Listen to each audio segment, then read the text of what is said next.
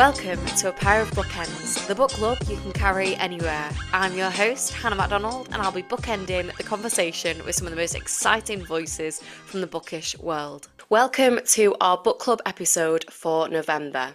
This month, I'm inviting you to join me in reading She's Always Hungry, the debut short story collection from Eliza Clark and published by Faber. It's a visceral and inventive collection that will excite you as much as it will unnerve you. It includes Clark's signature dark humour and brilliant world building and explores body horror, our relationship to food and climate change. Eliza Clark is a writer born in Newcastle and based in London. Her debut novel Boy Parts was published in 2020 by Influx Press and became a major viral hit. It was adapted for stage by Gillian Gray and performed by Amy Kelly at the Soho Theatre. Her second novel, Penance, was published by Faber just last year and is out now in paperback. In 2022, Eliza was chosen as a finalist for the Women's Prize Futures Award for Writers Under 35, and in 2023 she was named as one of Granta's Best of Young British Novelists. Eliza also writes for film and TV and is working on a TV adaptation for Boy Parts and has original projects in development. She's Always Hungry is out now, and here to chat all about it, welcome Eliza to A Pair of Bookends. Hi. Hello, I'm so pleased to have you. Now, to start us off, I want to ask you my favourite question, which is, what are you currently reading? I'm currently reading a novel I think it's from the 50s or 60s called The Time of the Hero by Oh, Mario Vargas Llosa. I think that's how it's pronounced. It's published like everywhere else as The City and the Dogs, which is a much better title, I think, but in English it's The Time of the Hero for some reason. oh. And it's really cool. It's a great novel. I mean, he won a Nobel Prize, so it's just sort of it feels a bit reductive to be like, yeah, it's really cool, but it is a really good novel. I've not heard of that before, so I'll Yeah, have it's to. great. I only heard of it because it was a question on University Challenge, I love and this. I thought it sounded really interesting, so I got it, and I've been really really enjoying it. I love that. What are your reading tastes like? Will you kind of dabble in anything, or are you drawn to a specific genre? I'm pretty all over the place, to be honest. I read really broadly, which I don't think will be a huge surprise, particularly in the context of like the short story collection. Yeah. But yeah, I'll kind of read anything. But at the same time, I am actually quite picky as well. I think as long as I feel like my sort of taste is like I need something that's got a little bit of like grit and a bit of bite for the Mm. most part, or something that's funny. I essentially wouldn't be caught dead reading something that's sort of cozy and bland is where I'm at. But I think you saying you like something with a bit of grit and bite makes complete sense to me from reading your books. Now, we will get on to your short story collection, but I just wanted to chat to you about the bookseller interview that came out recently. oh yeah, yeah. I really loved that, and I thought that you said some really eye-opening things about the publishing industry and about the sort of state of the arts funding in this country. I'm a working class actor and I'm from Manchester, so I kind of Mm. know from that perspective what it's like trying to navigate a creative career in the north and like, sort of the lack of opportunity and funding up here. But I'm curious to know what it's been like for you as a writer and what advice you would give to other northern writers. Yeah, it's like I think I've been quite lucky.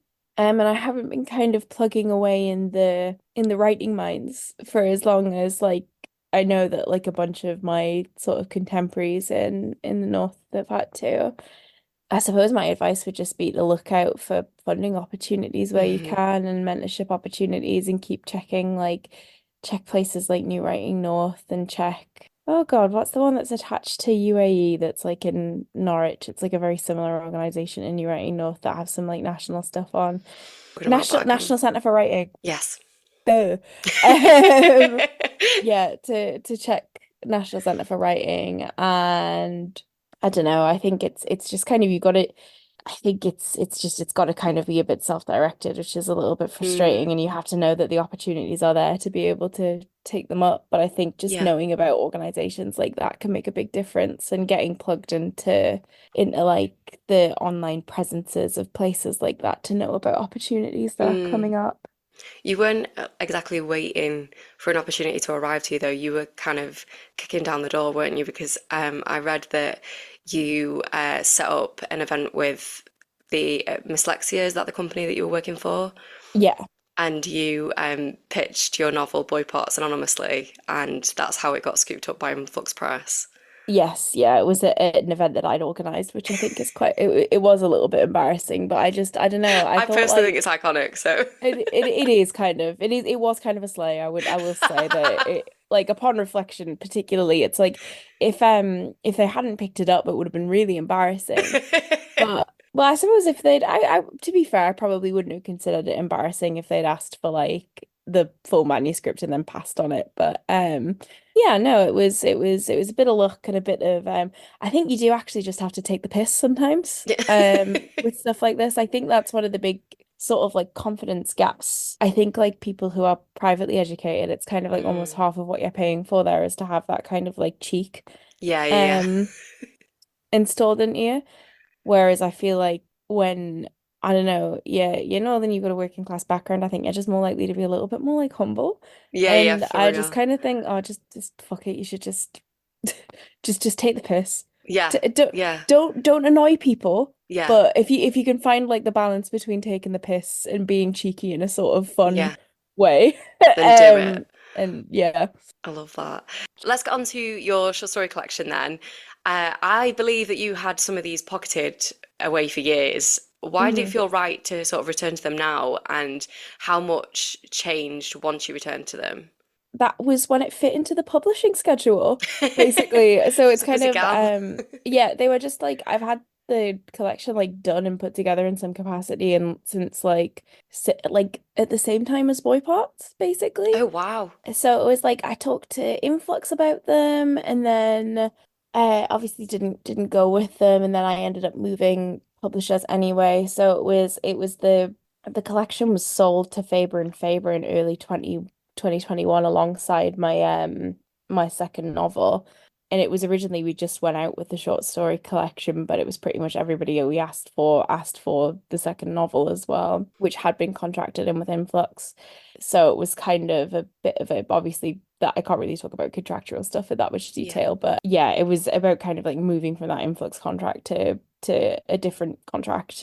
So it was sort of sold as a package along with that second novel, and obviously it was like done, and that was 2021, and I think it was originally supposed to come out in like autumn of last year, but then we like Independence was going to be spring, and then we ended up getting bumped to autumn of this year, which I was quite relieved about. I think that was like kind of a pretty grueling publishing schedule. Yeah. Yeah, so it's just it's sort of the when something comes out is often kind of like quite out of your hands. So yeah, basically everything has kind of undergone like a couple of different drafts at this point. We've also like lost a bunch of short stories and like I've added like a couple of new ones in. I think that was like in the initial announcement, there was one that referenced like a story that I had that was set in like the Old West, which was like when I sort of went to like fix it.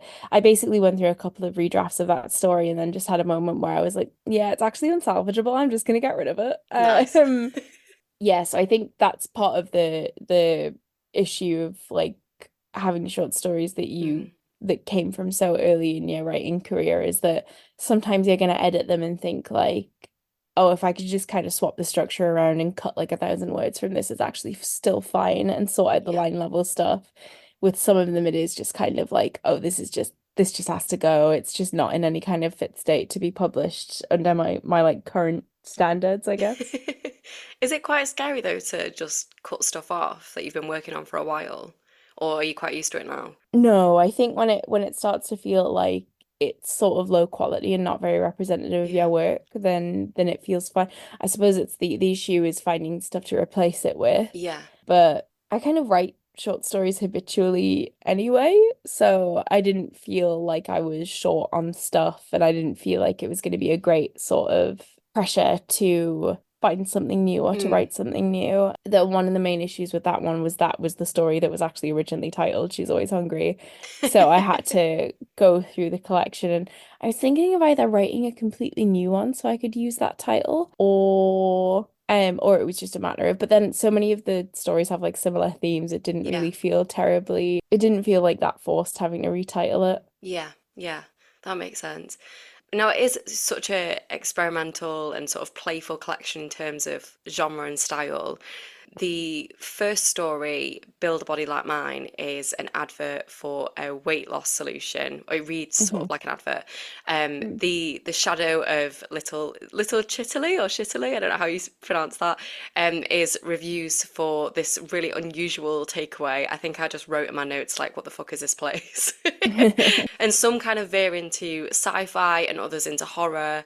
How did you go about sort of piecing together these different stories, and what do you think has been the biggest influences for you in terms of your style? Yeah, I guess piecing together the different stories, that was just sort of a bit of a balancing act thing. I think it was if you go through the contents page, it's basically alternating between one weird and one normal. Was my kind of feeling, or at least like one traditional and one a little bit more like offbeat, or Yeah, like if there was tonally quite a heavy one, I would follow it up with like a lighter one, if that makes yeah, sense. So just kind of, I think I feel like there's maybe a little bit less of that in the like last two or three of them, but or like if there's like a genre, like having one that's set not in this world and then having one that is, I think that was kind of the thought for the most part. And then in terms of my like influences, I don't know. I guess my influences are pretty broad. Like in terms of short story collections, I really like Friday Black, hmm which came out in I think that was 2020. And I like George Saunders as yeah. well. And I like it's quite the basic, but I do like Shirley Jackson and Edgar Allan Poe. I don't think that's And basic. yeah, there's like that best of Shirley Jackson short story collection, which I, Yeah, I really enjoyed because it's like I think a lot of people don't realize that a lot of her short story work is quite like domestic. yeah, I really enjoyed the way it sort of I know obviously it was kind of like it's almost like a bit of a greatest hits album, but I quite like the way that like balances domestic and grounded short yeah. stories with like the more genre kind of ones. hmm But yeah, I wasn't, I suppose in terms of like, I wouldn't say that I was influenced by any particular collection because this collection wasn't really like, basically I wasn't like asked to write a short story collection and then had to write a short story collection. It was Yeah, I already had the short stories, so they yeah, were kind of sitting there. In terms of influences, it would probably be easier to sort of go story by story to talk yeah. about it rather than in general because of I guess because of the breadth of like genre in the collection, it's sort of hard to talk about it As as a like a gem. whole for Yeah, me. Yeah. absolutely. Let's talk about Little Chitaly. Do I say Little Chitaly? Is that Yeah, right? it's Okay. chittily with like a hard ch Ch noise. okay. Um, that one is reviews for this really unusual takeaway, and it starts to get quite feral. Like I just don't know what this place is. And with each review that you read, you're like, what is going on with this place? What was the inspiration for that one, would you say? I wrote that during lockdown. So I think that was mostly just the only I feel like the only form of entertainment that me and my partner had for about like 6 months, like externally, was just like ordering a takeaway from different places and seeing Nice. what would happen. And I feel like I don't know, when you're using those delivery apps and you've got so much like removal from the driver in the restaurant. And I wrote this before I knew what a ghost kitchen was, and I kind of wish that I had known what a ghost kitchen was when I wrote it because I feel like I'm essentially describing like a weird ghost kitchen. And I think I was just sort of thinking a lot about that. Like I remember there was one night when we were like looking at the app and the driver just disappeared from the Stop app and it. it was really strange. Um, and we just had a couple of incidents like that and it felt very like peak lockdown. But I don't know, there were just a couple of incidents like that that were just like odd that I was thinking about a lot. And I also there was a takeaway in the West End of Newcastle called Chitley that did Chinese food and pizzas Oh my at God. some point in like the 2010s. It's definitely not there anymore. And I'm not sure if I made it up, but one of my friends is also convinced that Chitley definitely existed at one point. And the menu was pretty standard. It was almost just like half Chinese and half Italian. So And it's random. obviously quite yeah, but it's always I feel like it's quite normal for like a takeaway to just it like we do Indian food, but we also have pizzas. Yeah, yeah, yeah. But it was like I don't know. I feel like it just sort of I think the name Chitaly just kind of stuck with me because it's so shit. Yeah. And also like I don't think I would have questioned it if it was just a Chinese takeaway that was like we also have pizzas. Yeah. It was that it was incorporated into the branding that I don't know. Yeah. I guess it just stuck with me. So funny that I think like each review I was reading like was just sending me under like the woman that just kind of opens the box and there's just like a slice of apple on a pizza and I Mm. was just like what on earth is going on? No idea what this place is. I want to speak about because with both this collection and Boy Parts, your writing explores a lot of sort of gender and how gender operates in society and sort of the power dynamics of that.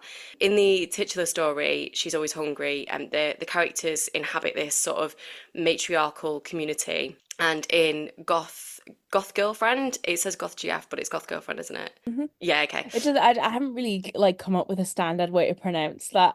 Yeah. So Okay, that's fine. But the narrator in that is sort of aroused by being spoken down to by a woman at work, and in Shakewell we have a young girl navigating quite an abusive relationship with an older man. Do you think that gender roles and power dynamics are themes that kind of creep out subconsciously in your work, or are they something that you are interested in writing about? no, it's quite conscious. I think like power's like one of my primary concerns Yeah, creatively and as a writer. I think it's just something hierarchy and power dynamics between people yeah, is just something that I write about, I guess, yeah. if that makes sense. And then in terms of gender stuff, I feel like it's just a little bit inescapable. I don't always necessarily set out to write a gender thing the way that I would set out to write about power, but I think it's just kind of a little bit unavoidable Hmm. in the kind of topics that I cover, if that makes sense. Yeah, absolutely. I also want to speak about body image and the sort of societal pressures on women's body, because Hmm. you obviously do explore that in this and in Boy Parts. But I feel like it will resonate with a lot of women, and it definitely resonated with me. And in Boy Parts, Irina is obviously very obsessive about the way that she eats, and she does these workouts and will do like a full skincare routine, even if she's staying at home all day. She's very kind of concerned with how she's perceived by other people, and how she perceives herself. And it crops up quite a lot in this collection as well.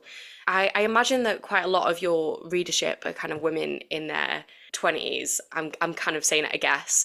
Hmm. And I was wondering if that was kind of a conversation that you were wanting to start in your writing. And I was also wondering if there's sort of a connection for you between like women's body image and body horror and what that connection might be. Maybe. I don't know. I think that's hard to say. Yeah. I feel like I'm writing at least in the context of this collection. Hmm. I feel like I'm writing body horror more than I Yeah. am explicitly about body image, if that makes sense. So Yeah. I feel like with boy parts that the Irina's kind of rigorous beauty and like monitoring of her own body is more in the context of, or at least for me, that was about addressing the kind of the for me it was about addressing the myth of like effortless beauty Okay. in fiction that comes up a lot, and this idea of the kind of women who wake up and they just look like that. And I Mm. think that's something that, you know, it comes up a lot, especially in this kind of like influencer economy, though I think it's interesting that I feel like we're getting more and more influencers that are showing the like sheer amount of effort that goes into Yeah. what they do, which is interesting. I feel like that's more a last kind of couple of years thing. But that for me was about exploring the like amount of labor that goes into maintaining looking like that, Yeah.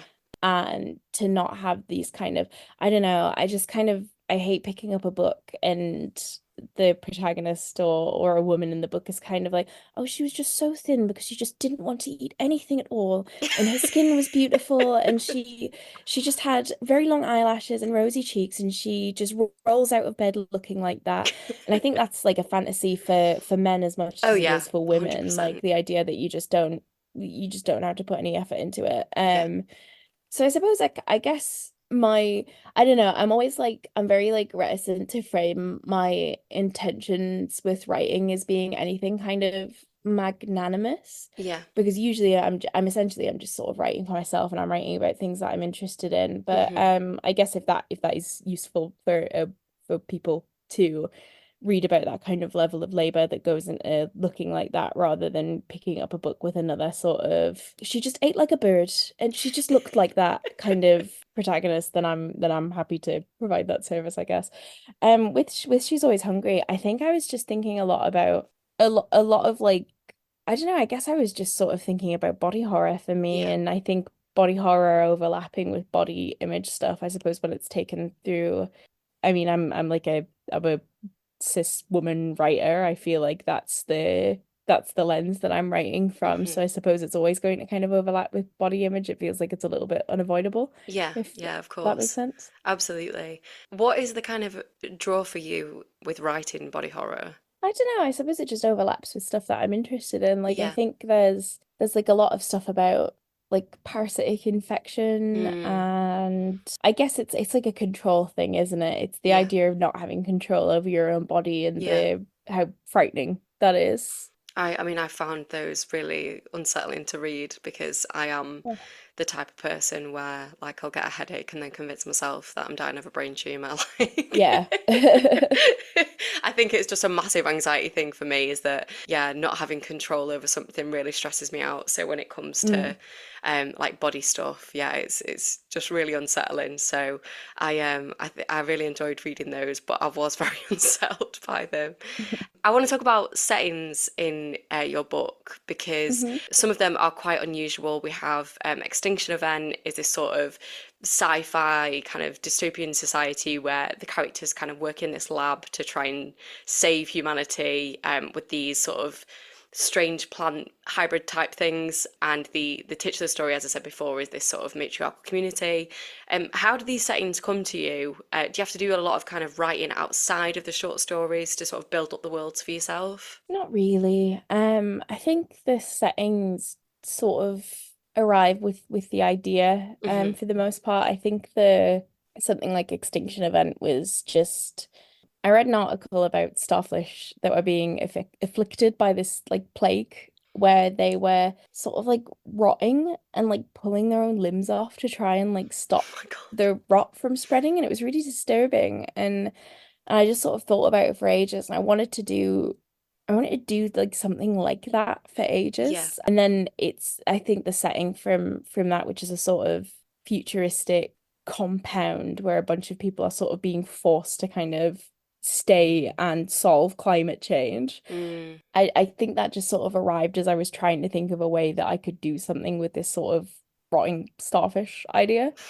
And then with She's Always Hungry, the title story, that was inspired by a chapter in I wrote that while I was writing Penance, and that was inspired by a chapter in Brian Master's Killing for Company, which is a book about Dennis Nilsson, where he talks about Nilsson's background living growing up in these fishing villages in Aberdeenshire, and about how there was like basically that these villages ended up in these places where they were quite matriarchal because so many of the men died at sea before they got old, and that because there were only about five or six last names in this village and everybody had very similar names, they had this like quite elaborate like nickname system, which I thought was really interesting.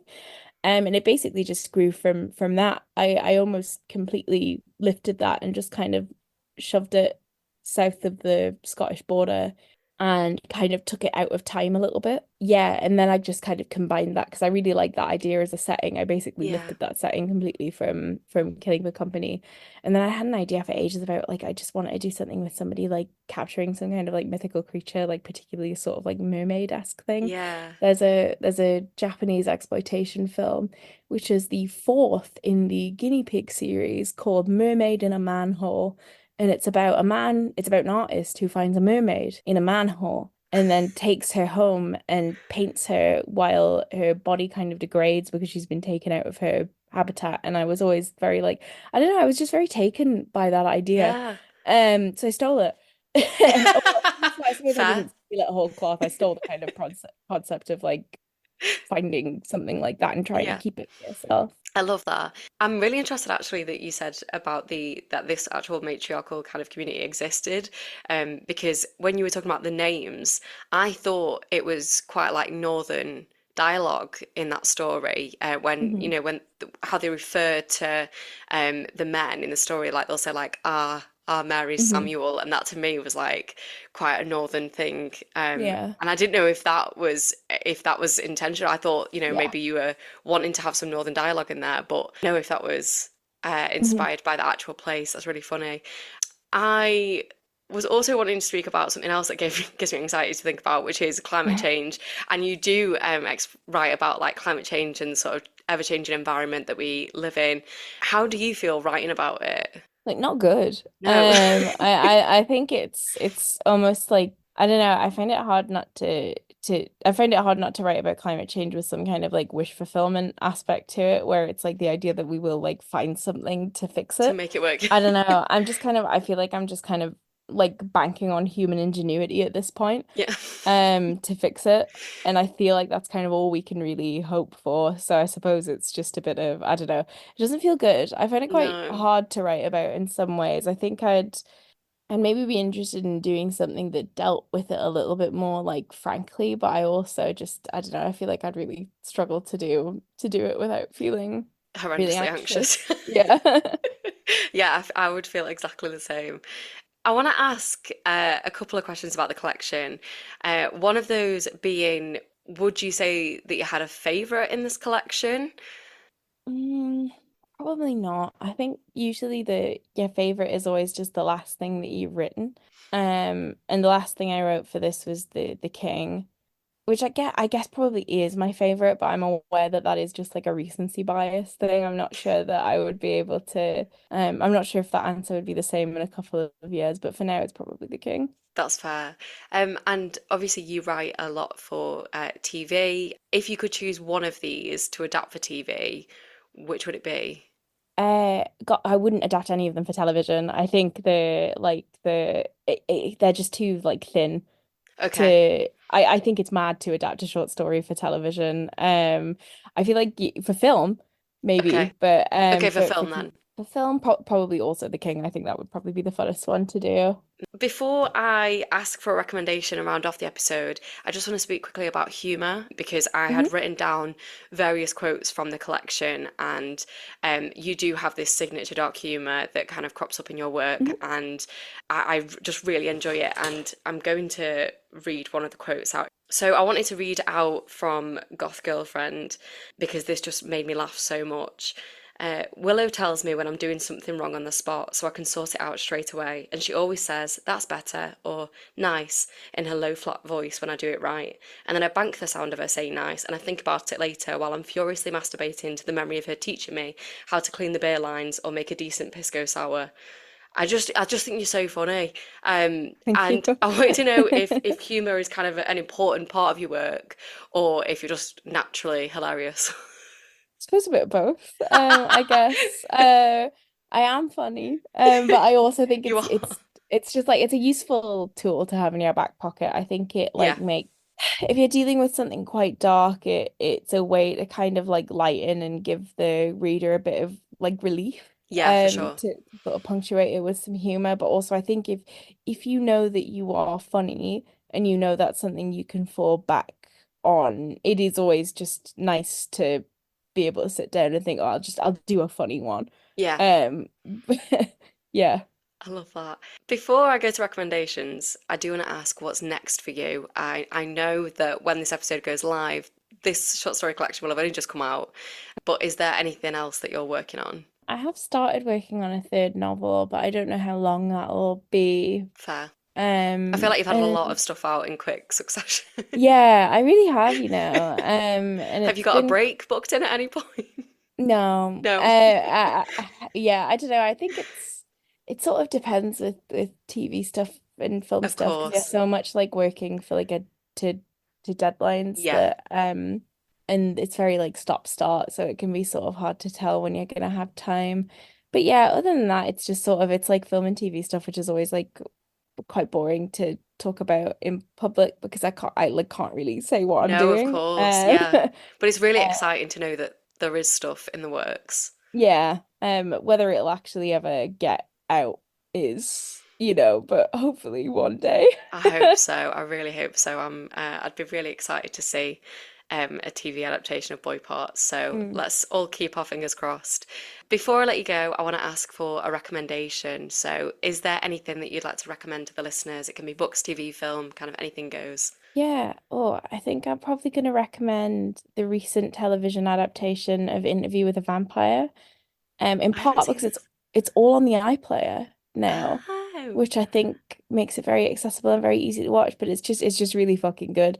They've done loads of great stuff to like update the material and like make the characters just feel a little bit more complex and a bit more layered yeah. than the sort of previous adaptation. The Sam Reed, who's playing Lestat, is like so good. And I can't remember the guy that plays Louis's name off the top of my head, but he's really good.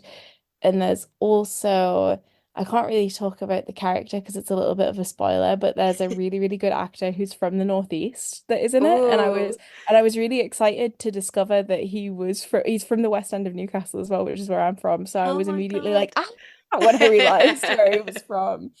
So if you're also from the West End of Newcastle, you should definitely check out Interview with a Vampire and wait for that sort of reveal. Not that it gets revealed that someone's from the West End of Newcastle, but you know what I mean. I Um, love this. yeah, no, it's just really, really good, and it's made me feel quite mad because of how good it is. So Oh, I need to watch this. Yeah, I'm gonna add that to my list ASAP. yeah, it's really, really good. Where can my listeners find you on social media? I'm mostly just using Instagram right now. At Fancy Eliza. I have the same Twitter app, but I don't really I don't like use it a great deal Fair. anymore. It's still sort of semi-active. My unpaid social media intern, who is also my fiance, runs it right now. So I love that. Thank you so much, Eliza, for joining me today. I really loved She's Always Hungry. And for the thank you. listeners, it is out now, and I'll pop a link in the show notes for you to order yourselves a copy. Boy Parts and Penance are also both available now in paperback, and I'll add They are. links in the show notes for you also. But finally, thank you so much, Eliza, for joining me. Oh, no problem. Thank you so much for having me. Thank you. And if you enjoyed this episode, please don't forget to rate, review, and subscribe. Go give Eliza a follow, go buy her book. And if you want to give us a follow, you can do so at Pair of Bookends Pod on Instagram and at Pair of Bookends on Twitter and TikTok. That is all we've got time for. So thank you so much for listening, and goodbye.